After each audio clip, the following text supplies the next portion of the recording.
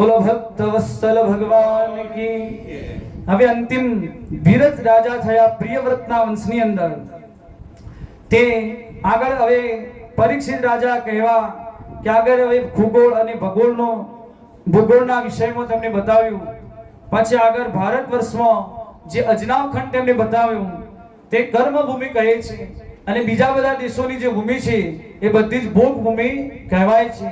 તમે જો ભારતમાં કોઈ કર્મ આવું કરશો તો તમારું કર્મ તમારું ગણાશે, બીજા બધા દેશોમાં કઈ કર્મ ગણાતું નથી, બધી જ ભોગ ભૂમિ ગણાય છે। તો આકાશના સ્વર્ગના દેવતાઓ પણ તળસતા રહે છે કે અમારે પણ આવો ભારતમાં જન્મ લેવા માટે, કેમ કે ભારતમાં બધા જ મળે છે। તો સ્વર્ગના દેવતાઓ પણ કહે છે કે અમારે એવું તો શું પુણ્ય અમે કરીએ તમને ભારત દેશમાં અમારો જન્મ થાય। તો ભગવાન કહે છે કે તમને સ્વર્ગમાં શું કમી પડી છે તો તમારે આવા ભારતમાં જન્મ લેવા જવું છે। તો કહે છે બધા લોકો સ્વર્ગમાં આવવા માટે માંગે છે અને તમે સ્વર્ગના દેવતાઓ પૃથ્વી પર જવા માંગો છો, તો શું તમને સ્વર્ગમાં તકલીફ પડે છે? બધી ભોગ સામગ્રી તમને ભરપૂર મળે છે। તો કહે છે કે અમારા સ્વર્ગમાં બધું જ છે ભગવાન, પરંતુ આવી ભગવાનની કથા અમે સાંભળવી હોય તો મળતી નથી। અહીં સ્વર્ગમાં કોઈ ઉત્સવો થતા નથી। તો ન યંત્ર વૈકુંઠે કથા સુધા ન પગા, સ્વર્ગમાં નહીં, વૈકુંઠમાં નહીં, સાકેત ધામમાં નહીં, કોઈ જગ્યાએ ભગવાનની કથા સાંભળવા મળતી નથી। કથા કેવળ આ પૃથ્વી લોક ઉપર જ આપણને મળે છે। અને કહે છે કે સ્વર્ગમાં કોઈ મહોત્સવ થતા નથી। જેવો ભારત ભૂમિમાં કેટલા ઉત્સવો આવે, હોલી મહોત્સવ આવે, શ્રાવણ મહોત્સવ આવે, જન્મોત્સવ આવે, વિવાહ મહોત્સવ આવે, ગણેશ મહોત્સવ આવે, નવરાત્રી મહોત્સવ આવે, આ બધા અલગ અલગ કેટલા બધા ઉત્સવો આપણે ભારત ભૂમિમાં આપણે જોઈએ છીએ। આ બધો જ આનંદ આપણે ભારત ભૂમિના લોકોને મળે છે, પરંતુ સ્વર્ગના લોકોને મળતો નથી। તો કહે છે અમને એટલા માટે કહીએ છીએ કે અમને ભારત ભૂમિમાં મોકલી દો। તો ભારત વર્ષનો અદ્ભુત ગૌરવ તેમણે ગાયું। આ કૈલાસમાં ભગવાનને પણ આનંદ નથી મળતો, વૈકુંઠમાં પણ નથી મળતો, તેટલા માટે હનુમાનજી મહારાજને જ્યારે સાકેત ધામ ભગવાન જઈ રહ્યા હતા રામજી, ત્યારે છેલ્લે કહ્યું હતું કે હનુમાનજી મહારાજ તમે પણ મારી સાથે આવો। તો તરત હનુમાનજીએ કહ્યું કે પ્રભુ હું તમારા સાકેત ધામ આવું, પરંતુ જો તમારી કથા મને મળશે? તો ભગવાન કહે હું સ્વયં ઊભો છું અને તમને મારી કથા શું કરવી? તો હનુમાનજી મહારાજ કહે તમે તો મારા હૃદયમાં છો, મારે તો તમારી કથા જોઈએ। જો કથા તમારી મળતી હોય તો જ હું તમારા સાકેત ધામ આવું, નહીં તો હું આવવાનો નથી। તો હનુમાનજી મહારાજ સાકેત ધામ ગયા નહીં। આજે પણ હનુમાનજી મહારાજ અહીં આપણે હાજર છે, અમર આત્મા કહેવાય છે। અને ત્યારે કહે પ્રભુ ચરિત્ર સુની બેકો રસિયા, રામ લખન સીતા મન બસિયા। કહે રામ લખન સીતાજી તો મારા હૃદયમાં છે, પરંતુ પ્રભુ ચરિત્ર સુની બેકો રસિયા, હું રસિક કોનો છું? તો પ્રભુ ચરિત્રો, ભગવાનના ચરિત્રો, ભગવાનની કથાનો હું રસિક છું। આ મને જો મળતું હોય તો જ હું અહીં રહું। તો હવે મહારાજ પરીક્ષિતે કહ્યું કે મહારાજ પાપીઓ આ નરકમાં જાય તે મને નરકનું થોડું વર્ણન કરીને બતાવો। તો સુખદેવજી મહારાજે કહે છે કે આ પૃથ્વી લોક ઉપરથી 99,000 યોજન જે દક્ષિણ બાજુ સંયમની પુરી આવી છે, યમરાજાની સંયમની પુરી, ત્યાં 28 પ્રકારના નરકો છે। પૃથ્વીથી અહીંથી 99,000 દૂર ત્યાં અલગ અલગ નરકોનું વર્ણન કર્યું। એટલા બધા પરીક્ષિત રાજા તો ગભરાઈ ગયા કે બીજાની ધન સંપત્તિ સ્ત્રી પુત્રોનું હરણ કરે તેવાને તામિશ્ર નરકમાં નાખવામાં આવે છે। આવા અલગ અલગ નરકોનું જેવું વર્ણન કર્યું તો પરીક્ષિત રાજા તો ગભરાયા કે આવા નરકો હોય કે હા, તો નરક તો કે બહુ ખતરનાક છે। તો કે રાજા કહેવા લાગ્યા હે સુખદેવજી મહારાજ તમે બતાવો કે આ નરકોમાં ન જવું પડે, એનો બચાવ, એનો ઉપાય કંઈક અમને બતાવો। તો પરીક્ષિત રાજાને કહેવા લાગ્યા કે આપણે વસ્ત્ર પહેરીએ છીએ, દ્રષ્ટાંતથી તમને સમજાવું તો જલ્દી તમને આપણને સમજવામાં આવે કે જો કપડા આપણે પહેરીએ તો એને ગંદા પણ થવાના। તો કપડા જેવા ખરાબ થાય તો તમે ધીરે ધીરે રોજ ઘરે તમે સાફ કરશો તો કપડા બધા સ્વચ્છ થઈ જશે, પરંતુ જો તમારા કપડા પર મોટો દાગ લગાવ્યો તમે સાફ કરી શકવાના નહીં તો તેને તમે ધોબી ઘાટ પણ મોકલવો પડશે। જે સાફ સફાઈ કરતા હોય જે ધોબી એની પાસે પણ આપણે મોકલવો પડશે। તો જો આપણું કપડું હોય તો તેને સારી રીતે તમે સ્વચ્છ કરો, એને કઈ બગડે નહીં, ખેંચાય નહીં, એવી રીતે। પરંતુ ધોબી કપડા પર વિચાર કરશે નહીં. ગમે તે રીતે એને દોષે પરંતુ એનો ડાઘ કાઢશે. બસ આવી જ રીતે જો તમે નાના મોટા પાપ કર્યા તો તમારે અહીં જ પ્રાયશ્ચિત રૂપી તમે એમાંથી નાશ પામી શકશો. પરંતુ જો મોટામાં મોટા પાપ કર્યા તો તેનો અહીં ભોગવવાને નહીં. એના માટે ભગવાને આ નરકોની જે વ્યવસ્થા કરી છે, જો તમને તો યમરાજા દંડ લઈને બેઠા છે, ત્યાં તમારે બધા જ પાપ ધોવા પડશે. તો પ્રાયશ્ચિત રૂપી વ્યવસ્થા કરી છે. તો યમરાજા પરીક્ષિત રાજા કહે તો મહારાજ તમે અમને એવો કોઈક સાબુ બતાવી દો, તે સાબુ અમે સાફ કરીએ તો બધા મારા દાગ નીકળી જાય, અમારે એમાં બહાર જવું પડે નહીં. એક બીજા દ્રષ્ટાંતથી સમજાવું, જો નાની મોટી બીમારી થઈ તો તમારા શહેરમાં જ તમારે સ્વસ્થ થઈ જવાય, પરંતુ જો મોટી બીમારી થઈ તો મોટા શહેરમાં પણ જવું પડશે. તો પરીક્ષિત રાજાએ જેવું કહ્યું કે અમને સાબુ બતાવો. તો સુખદેવજી મહારાજ કહે છે નોટ કરો તમે, હું તમને બતાવું. તો કેચિત કેવલયા ભક્ત્યા વાસુદેવ પરાયણા અંધ્યમ ધ્રુવંતિકાસ્તેન નિહારીમિવ ભાસ્કર. જેવી રીતે અંધકારને દૂર કરવો હોય તો તમે નાનો દીવો કરો, બલ્બ કરો, પણ થોડું જ અંધકાર નાશ પામે. પરંતુ જો સવારે સૂર્યનારાયણ ભુવન ભાસ્કર આવે તરત જ બધો જ અંધકાર નાશ પામી જાય. એવી જ રીતે તમે કર્ષાયન વ્રત કરો, ચાંદ્રાયન વ્રત કરો, પ્રાયશ્ચિત તમે વિધિ કરાવો, પરંતુ એનાથી થોડા મોટા પાપ નાશ પામે. પરંતુ જો મોટામાં મોટા પાપો તમારે નાશ પામવા હોય તો ભગવાન સુખદેવજી મહારાજ કહે છે કે તમે જન્મ જન્માંતરના કલ્પત કલ્પાંતરના જો તમારે પાપ નાશ પામવા હોય તો ભગવાનનું નામ જપ કરો, નામ સ્મરણ કરો, એમાં એટલી મોટી તાકાત છે. જો આપણા વૃંદાવનમાં પ્રેમાનંદજી મહારાજ તમે સત્સંગ કોઈ સાંભળતા હોય તો એ જ કહે છે કે તમે નામ જપ કરો. નામ જપ કરવાથી તમારા બધા જ પાપોમાંથી મુક્ત થશો. મંત્ર જાપ નહીં. મંત્ર ઘણાને આપણને ખબર નથી પડતી તો મંત્ર જાપ કરતા હોય, પરંતુ જો મંત્ર તમે હાલતા ચાલતા ગાશો તો કોઈ દિવસ મંત્ર કામ કરશે નહીં. મંત્ર માટે તો સિદ્ધ આસન, માળા, એનું ધ્યાન ધારણા બધું જ કરવું પડે તો જ એ મંત્ર કામ કરે છે. પરંતુ જો તમે નામ જપ પકડી લો, નામ જપ એટલે તમે નાયા ધોયા વગર ગમે તે કપડામાં તમે ગમે તે ફરતા હરતા ફરતા પણ નામ જપ જો ભગવાનનો કરો તો અવશ્ય તેનો સ્વીકાર થાય છે. અને નામનો એટલો બધો ગુણગાન, આ મહિમા એની જ નામની આવી એટલી બધી મહિમા છે. તો કહે છે પરીક્ષિત રાજા, તેઓ પાપી પરાયણ કોઈક હોય જે પાપમાંથી મુક્ત થયો હોય એવું કઈ તમારી પાસે દ્રષ્ટાંત હોય તો તમે અમને બતાવો. તરત સુખદેવજી મહારાજે કહ્યું છે કે મારી પાસે પ્રમાણ છે, હું બતાવું તને. તો સુખદેવજી મહારાજે તરત જ અજામિલનો પ્રસંગ તેને કહ્યો.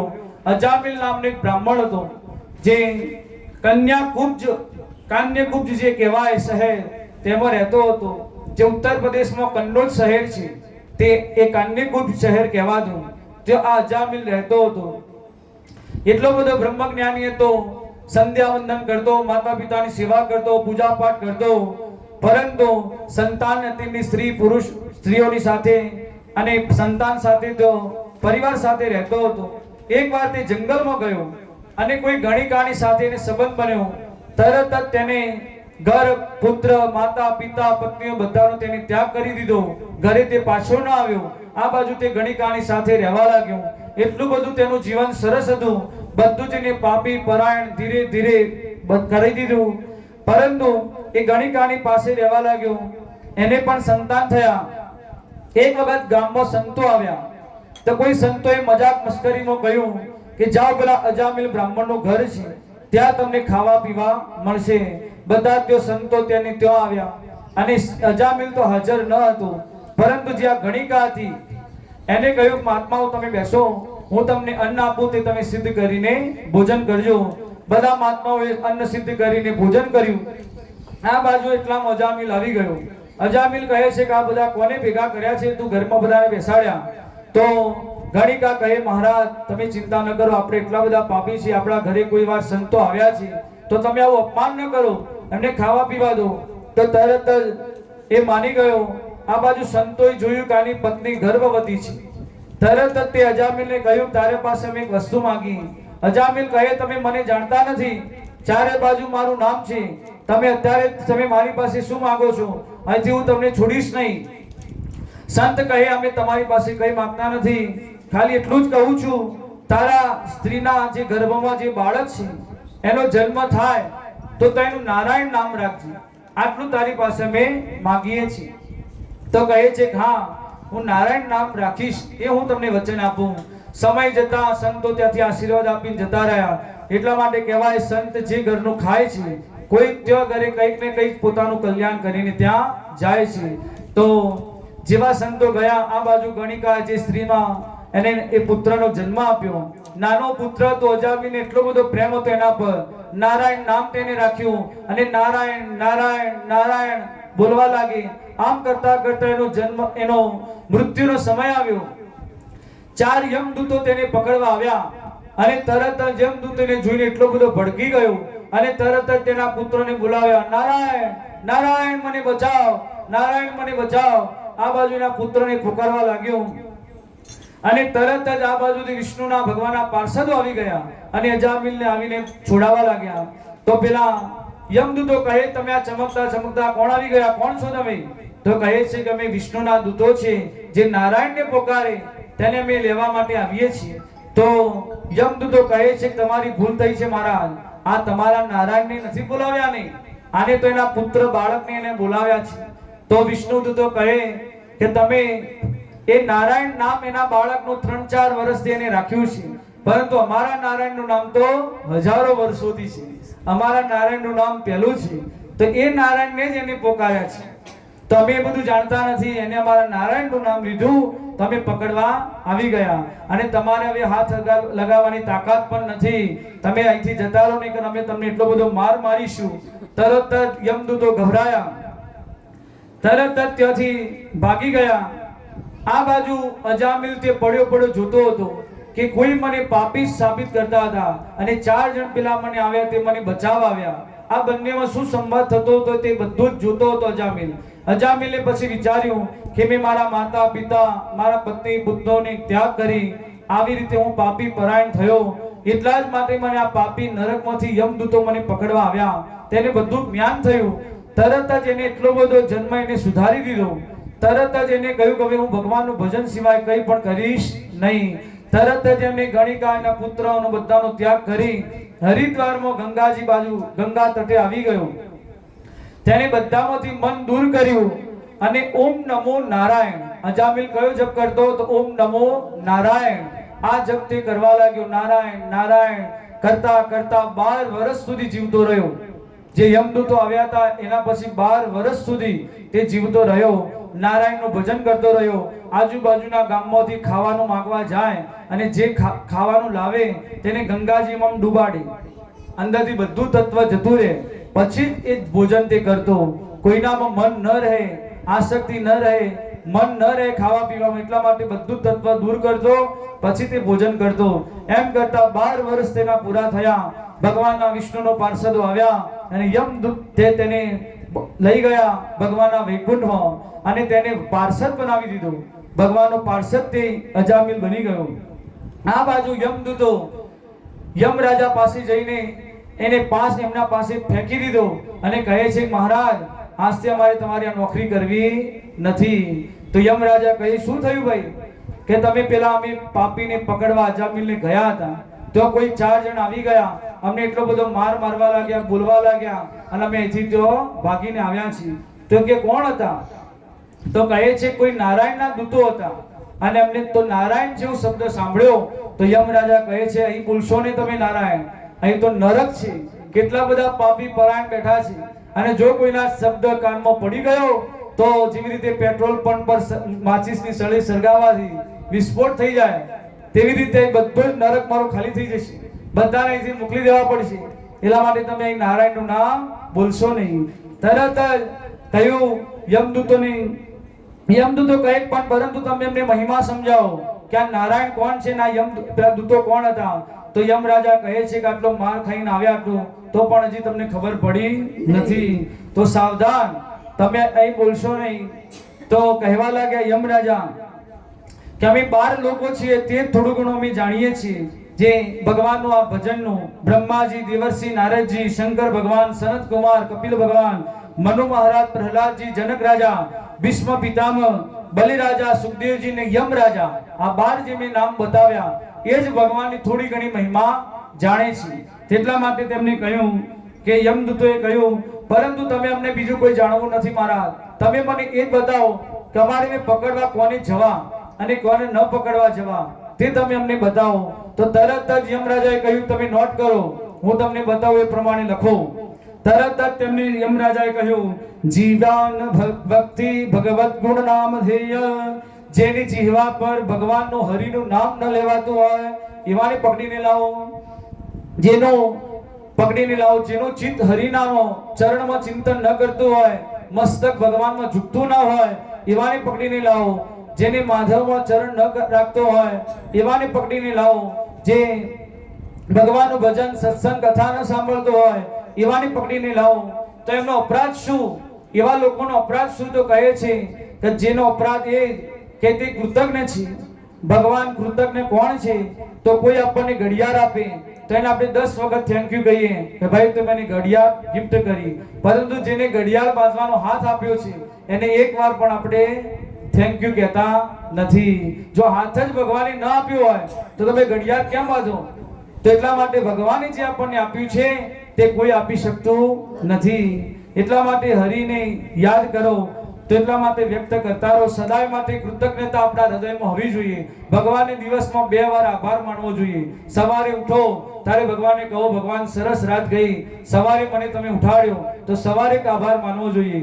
ને પૂરો દિવસ આખો પૂરો થાય ત્યારે સંધ્યા સમયે જ્યારે રાત પ્રારંભ થવાની હોય ત્યારે પણ ભગવાનને કહો, ભગવાન હું તમને આભાર માનું છું, સદાય મારી આવી રક્ષા કરજો. તેવી રીતે ભગવાનનું ગુણગાન ગાવું જોઈએ અને આભાર સદાય ભગવાનનો વ્યક્ત કરવો જોઈએ. હવે પરીક્ષિત રાજાએ કહ્યું કે અજામિલનો જે મેં તમને ઇતિહાસ કહ્યો તેમની મલય પર્વત પર કુંભદ ઋષિ દ્વારા મેં આ સંવાદ મેં સાંભળ્યો હતો. એ જ ઇતિહાસ મેં તમને કહી અને સંભળાવ્યો. भगवान नाम की महिमा हो गए भव से पार लेकर नाम तेरा, हो गए भव से पार लेकर नाम तेरा, हो गए भव से पार लेकर नाम तेरा, नाम तेरा प्रभु नाम तेरा, नाम तेरा प्रभु नाम तेरा, हो गए भव से पार लेकर नाम तेरा. પછી દક્ષનો જે બકરાનું મુખ જે લાગ્યું હતું એમાં એનો બીજો જન્મ થયો અને પ્રાચીન દક્ષ જે કહેવાય છે તેના હર્યસ્ય નામના તેના પુત્ર થયા. નારદજી મહારાજે બધાને ભજન કરવા લગાવી દીધા. દક્ષનો ક્રોધ થયો.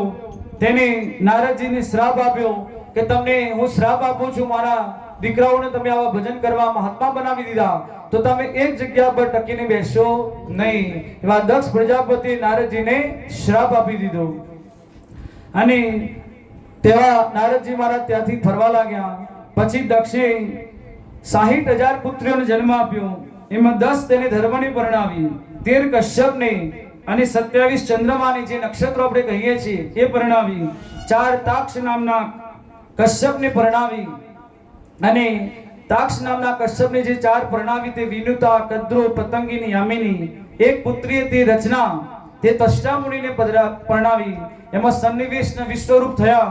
એમાં જે ઇન્દ્રએ વિશ્વને પુરોહિત બનાવી દીધા અને નારાયણ કવચનો ઉપદેશ તેને એની પાસે ગ્રહણ કર્યો. જ્યારે વિશ્વરૂપે યજ્ઞમાં આહુતિ આપતા તે આહુતિ દેવતાઓની તો આપતા, પરંતુ સાથે સાથે દેવતાઓની સાથે સાથે એમના મામા થતા અસુરો એમની પણ તે આહુતિ આપતા. તે ઇન્દ્રને ખબર પડી ગઈ. ઇન્દ્રએ તરત જ ગુરુદેવનો વધ કરી દીધો અને તરત વધ કરવાથી તે ઇન્દ્રને તાંત્રિક ઇન્દ્રને મારવાનો તાંત્રિક યજ્ઞ કર્યો અને વૃત્રાસુર એમાંથી પ્રગટ થયો. દેવતાઓ આમ તેમ ભાગવા લાગ્યા. આમ તેમ ભાગદોડ થઈ ગઈ. ભગવાન એક જ ઉપાય બતાવ્યો કે આ વૃત્રાસુર જે અસુર પેદા થયો છે તેને જો મારવો હોય તો એને દધીચી ઋષિના હાડકા લાવો, એમાંથી વજ્ર બનાવો તો જ તમે આને મારી શકશો. તો બધા દધીજી પાસે ગયા.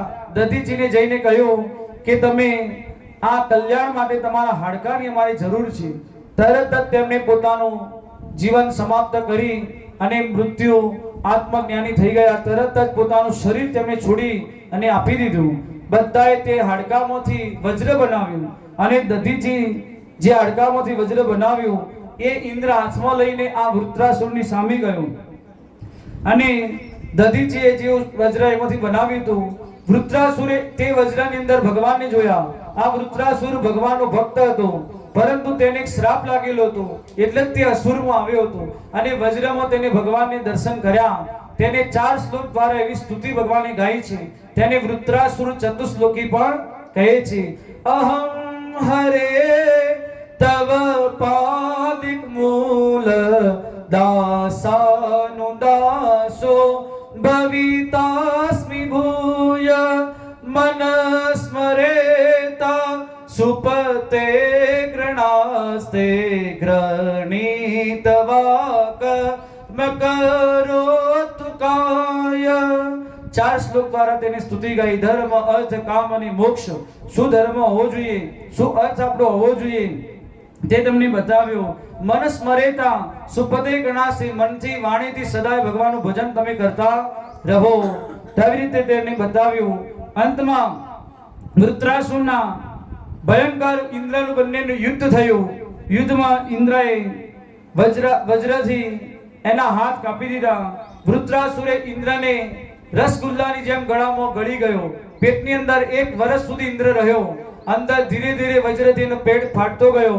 એમ કરતા કરતા નારાયણની કવચની જે શક્તિથી ઇન્દ્ર અંદર સુરક્ષિત રહ્યો અને પેટ ફાડ્યું. 1 વર્ષ પછી જેવો બહાર આવ્યો અને વૃત્રાસુરનો અંત થઈ ગયો.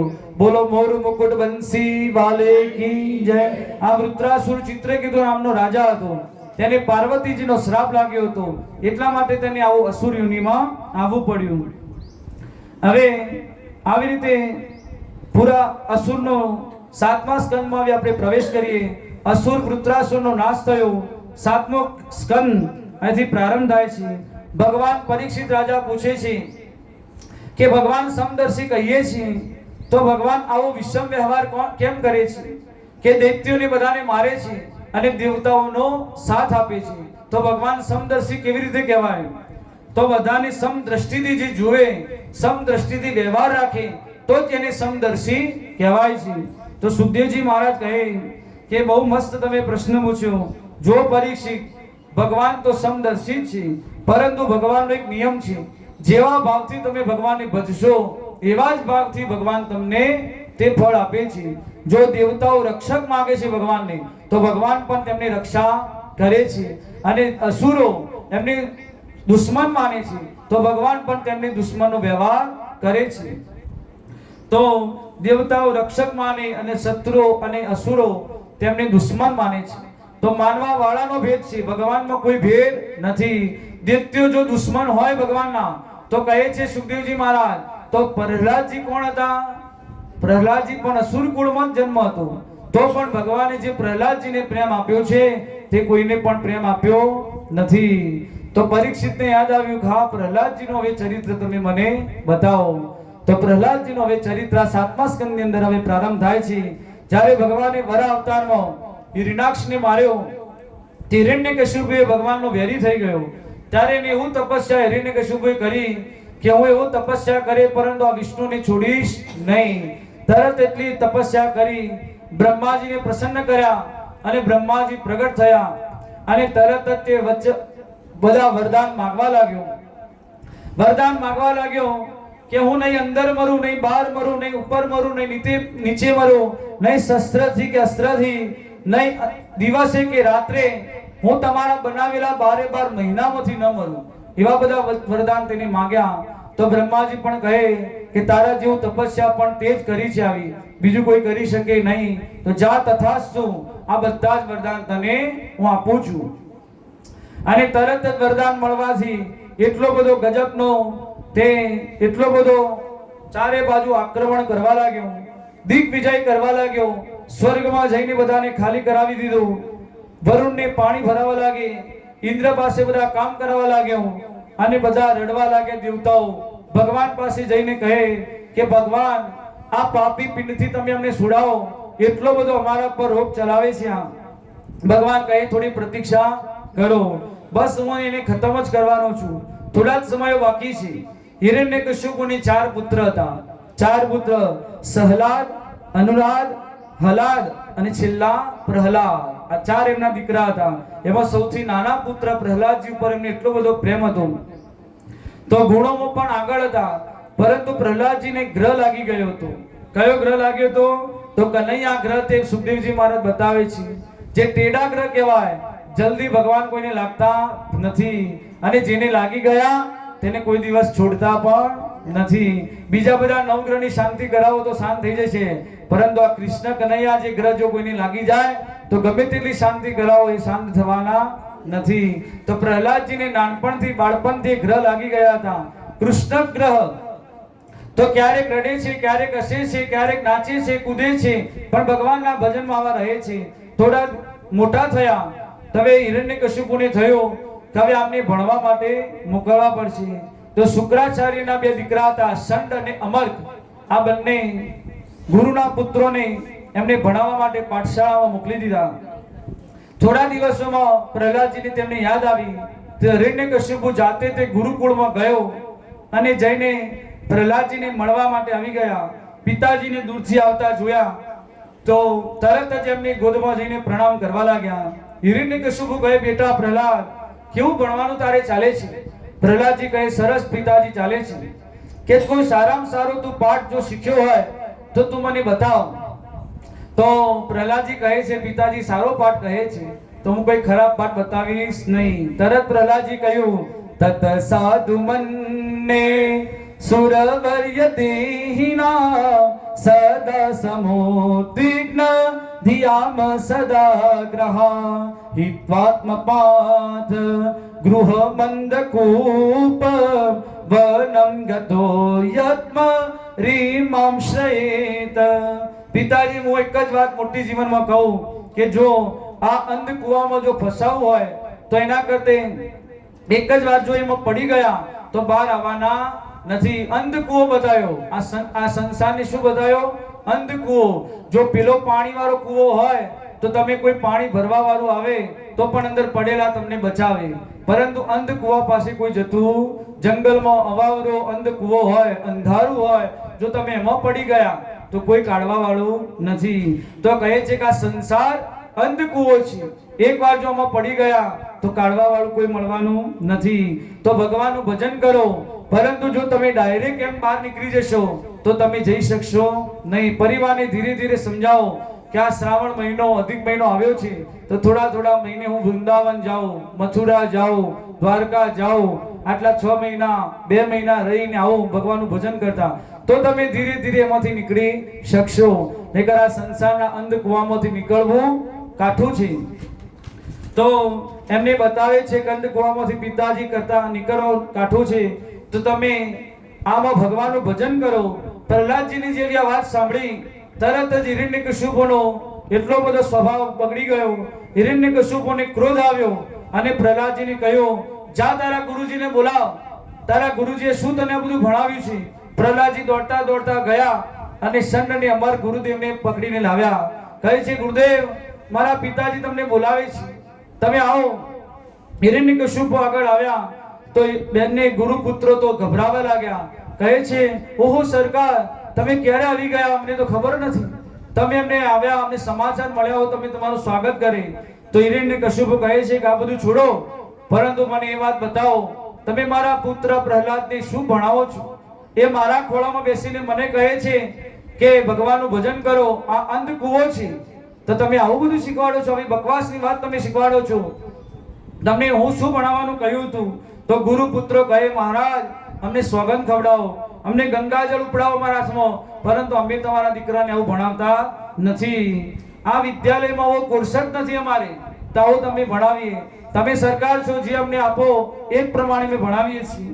તો હિરણ્યકશ્યપુ કહે, હું બીજું કંઈ જાણતો નથી, પરંતુ જો મારા પુત્રએ ફરીથી આવી બકવાસની વાતો કરી તો હું તમને બંનેને છોડીશ નહીં. લાકડી અને તરત જ હિરણ્યકશ્યપુ ત્યાંથી જતા રહ્યા. આ બાજુ સંડ અને અમર બંને લાકડી લઈ અને પ્રહલાદજીને મારવા લાગ્યા. અરે મૂર્ખ, તો આવા દૈત્યોના ચંદન જેવા બગીચામાં આવો બબુલ ક્યાંથી પેદા થયો? બબુલ કહેતા બાવળ. ચંદન જેવા બગીચામાં બાવળ તું ક્યાંથી પેદા થયો? આ દૈત્યોના ચંદન જેવા બગીચામાં. તો ગુરુજી પ્રહલાદજીને લડવા લાગ્યા. પછી થોડો સમય થયો અને વિદ્યાલયમાં થોડી રજાઓ પડી તો પિતાજીના આશીર્વાદ લેવા માટે સંડ અને અમર્ક તેમને ઘરે મોકલવામાં આવ્યા.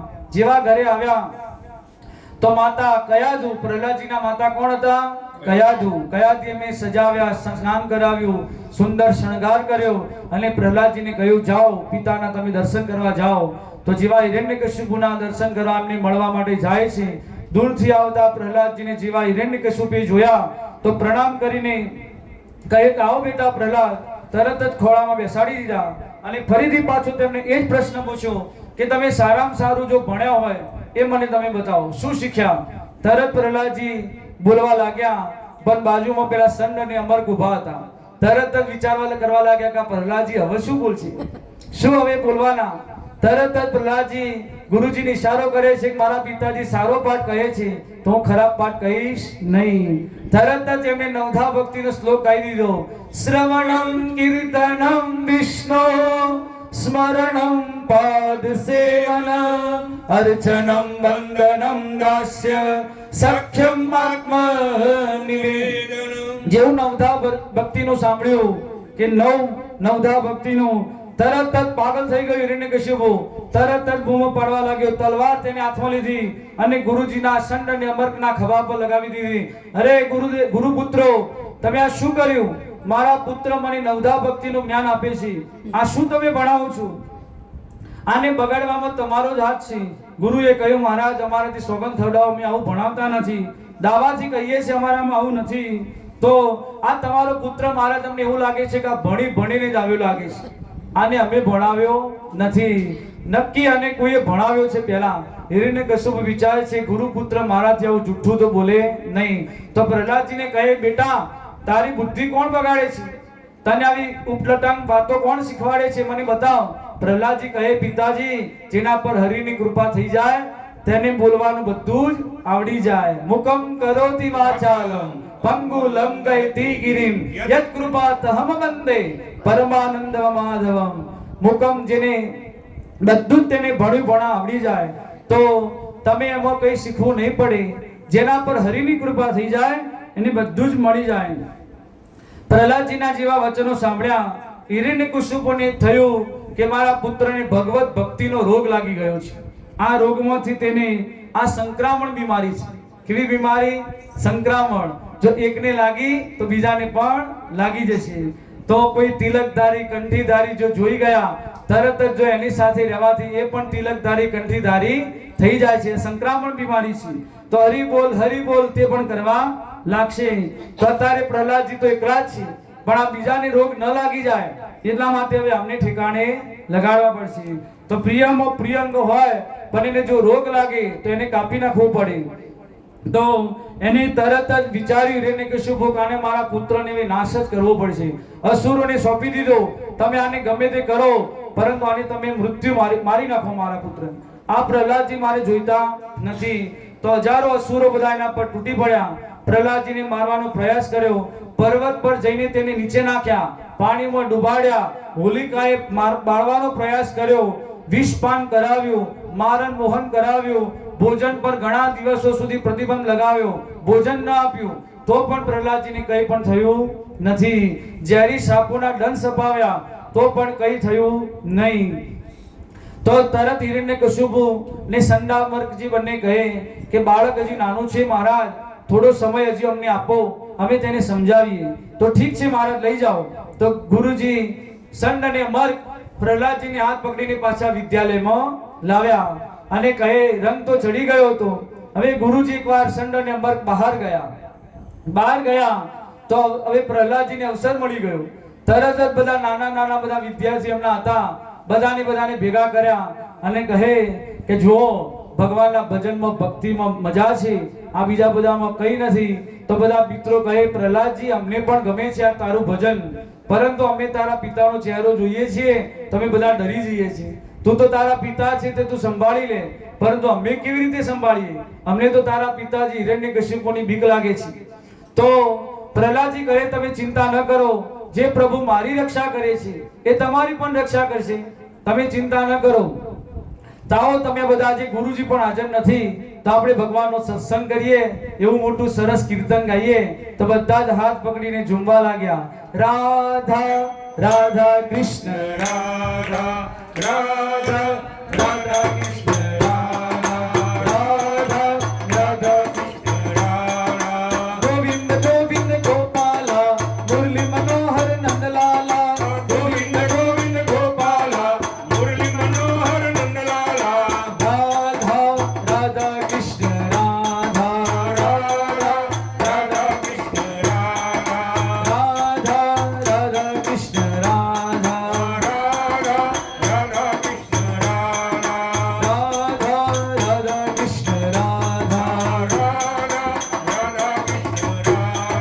જોરથી કીર્તન ચાલી રહ્યું હતું એટલામાં સંત અને અમર ગુરુજી આવી ગયા. તરત જ કીર્તન થોડી વાર બંધ થયું અને તરત જ ગુરુજીને કહ્યું કે આજે એકના પ્રહલાદજીને રોગ હતો, પરંતુ આ તો સંક્રમણ બીમારી બધાને તેને લગાવી છે. હવે આટલા બધા હરિબોલ કરવા લાગ્યા. તરત જ બંને દોડતા દોડતા જઈને હિરણ્યકશિપુને જઈને કહેવા લાગ્યા કે મહારાજ અનર્થ થઈ ગયો, જુઓ આ વિદ્યાલયની હાલત શું તમારા પુત્રએ બગાડી છે. તમે જાતે આવીને આજે જુઓ, અમે કઈ તમને કહેતા નથી. જુઓ તરત હિરણ્યકશિપુ દોડતો આવ્યો. આ બાજુ પ્રહલાદજી પાછું કીર્તન કરે રાધા રાધા કૃષ્ણ રાધા રાધા રાધા કૃષ્ણ રાધા ગોવિંદ ગોવિંદ ગોપાલા મુરલી મનોહર નંદલાલા ગોવિંદ ગોવિંદ ગોપાલા મુરલી મનોહર નંદલાલા રાધા રાધા કૃષ્ણ રાધા રાધા રાધા કૃષ્ણ રાધા. તરત જ આવ્યા જેવા હિરણ્યકશિપુ આવ્યા અને તરત જ કીર્તન બંધ થઈ ગયું. કેમ બંધ થયું? તો જેવી રીતે વીજળીના તાળમાં ગોળા થતા હોય બલ્બ, પરંતુ જો કોઈ ઉડેલો બલ્બ હોય તો તે આગળ થાય નહીં. તો હિરણ્યકશિપુ ઉડેલો બલ્બ હતો. જેવો આવીને કીર્તનના હાથ પ્રહલાદજીનો અડ્યો, તરત જ બધો ફ્યુઝ ઉડી ગયો. કીર્તન ત્યાંનો ત્યાં ધ્વનિ બંધ થઈ ગઈ અને તરત જ બધા વિદ્યાલયના બધા બાળકો ગભરાયા. હિરણ્યકશિપુને જોઈ અને પ્રહલાદજીને કહે કે તારા પિતાને તું જ સંભાળ, અમારી તાકાત નથી. તો પ્રહલાદજી કહે મિત્રો તમે ચિંતા ન કરો. તો પ્રહલાદજી હિરણ્યકશિપુ કહે અરે પ્રહલાદ તે શું કર્યું છે? તો મને જાણતો નથી. તો કોને ચુનૌતી આપે છે? તારા પિતાને. મારાથી થરથર ત્રણેય લોક કાપે છે અને તું મારા કોપને જાણતો નથી અને મારા સામે તો આંખ મિલાવીને આવું દુઃશાસન કર્યું. કોના બળ પર તો આટલો ચુનૌતી મને આપી રહ્યો છે? પ્રહલાદજી કહે કે પ્રભુ તમને ખાલી પિતાજી તમને જેટલું પરમાત્માનું બળ નથી, પરંતુ બ્રહ્માજી જે તમને વરદાન આપ્યા છે એ બ્રહ્માજીને બળ આપવા વાળા ભગવાન છે. કહી દીધું.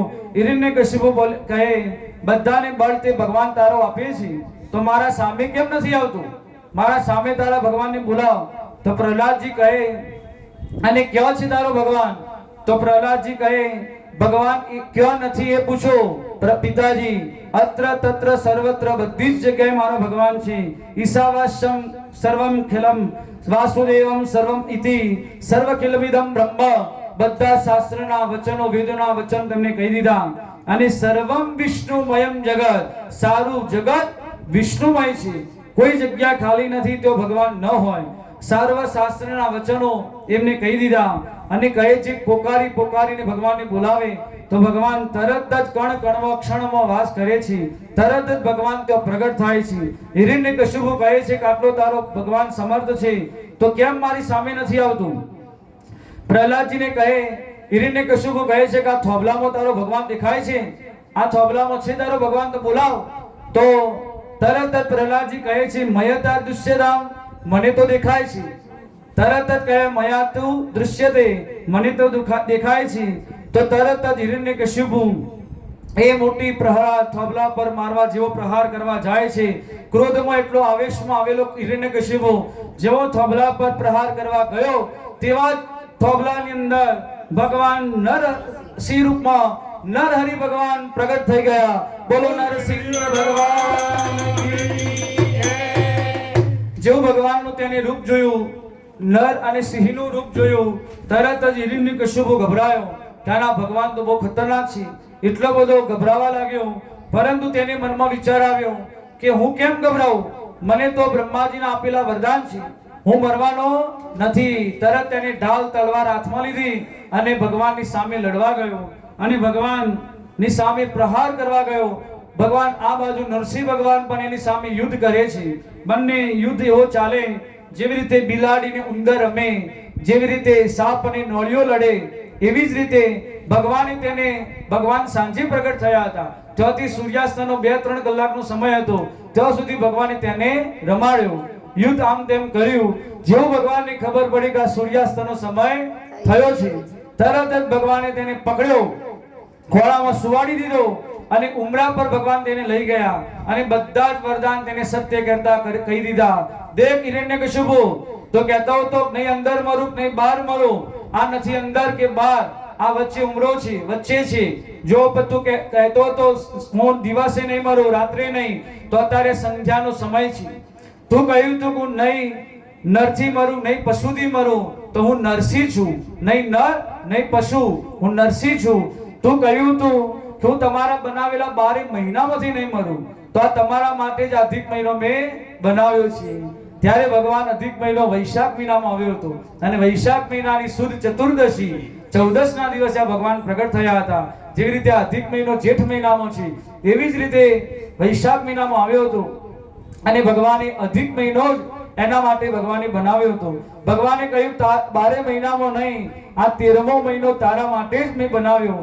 બધા જ વરદાન તેને સાચા ગયા અને કહ્યું તું શસ્ત્રની અસ્ત્રથી નહીં મરું, તો મારા નખથી હું તને મારીશ. જો આ કોઈ શસ્ત્ર નથી કે અસ્ત્ર નથી.